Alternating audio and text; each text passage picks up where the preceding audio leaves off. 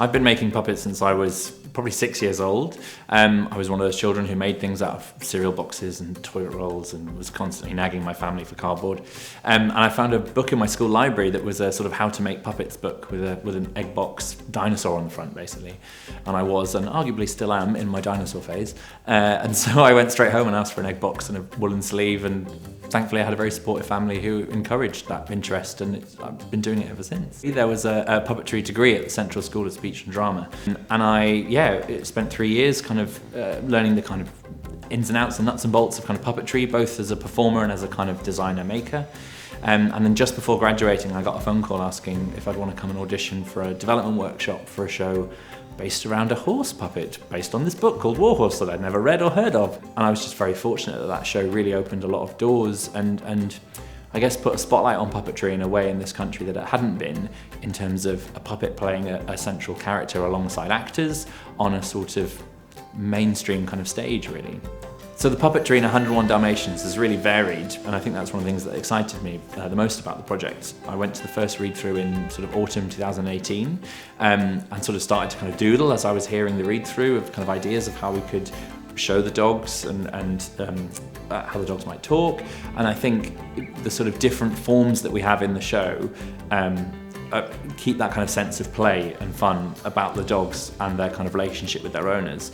And so from then I kind of do a lot of sketches and drawings and research into into Dalmatians themselves, the different breeds of Dalmatian, the different sizes, and create a set of drawings that aren't necessarily blueprints, because I'm a firm believer that you need to try ideas out in 3D with puppets. And so we made a series of prototypes and did some development workshops with a simplified dog puppet made of basic sort of materials, and put that through its paces. And through that you can look at the angles of handle, the types of joint, whether joints need to be elasticated or whether they can be free moving. And so from that prototype you then kind of refine the making process and the kind of plans to make the ultimate kind of puppet that is used in rehearsals and in the show. Puppets in 101 Dalmatians are quite varied, which is lovely. So we're using different techniques for different animals. So the making process of one of our Dalmatians has been that I have a look at the design with the designer, and we together kind of work through each bit of the mechanism of the puppet and how we think that it needs to move and work and be operated. We then start to look at the aesthetic design, how we're going to fit our mechanisms inside of that. And we've enlarged these dogs a bit for stage so that they can be seen throughout the audience. The creative process of the puppets, for me, normally starts with thinking about how many hands you have available is a big thing. So I think very early on I kind of thought, well, for a dog scale puppet, it would be a shame to have 3 actors, performer, puppeteers kind of crowded around it. It feels like the image will get quite busy. So we've landed on a setup where you have a puppeteer is the back legs of the dog with their legs, and then they puppeteer the front legs, and then a second puppeteer is on the back and on the head, so you've got 2 people per dog. Playing with the rule book in terms of the relationship between puppeteer and puppet, and actually playing with the kind of rules, as it were, or kind of conventions that maybe audiences are getting more familiar with, was a really integral part of our creative process in developing the show and actually determining how the dogs would speak.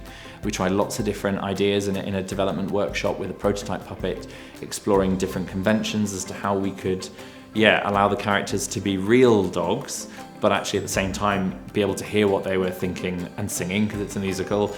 And I think what we've ended up with is a really fun, playful convention that kind of gives the audience a kind of thought bubble into the dog's head via its puppeteers. Every stage, a puppet is a collaboration of different artists. And I think the fact that you start off, in my role certainly, collaborating with the creative team, kind of devising the kind of conceptual kind of world of the puppetry, and then I work with makers and Daisy Beattie, the puppet supervisor, to kind of make the objects themselves. And then you end up working with the puppeteers to bring them to life, and it's just, it feels really exciting that this kind of object is the product of a lot of people's thinking and kind of action.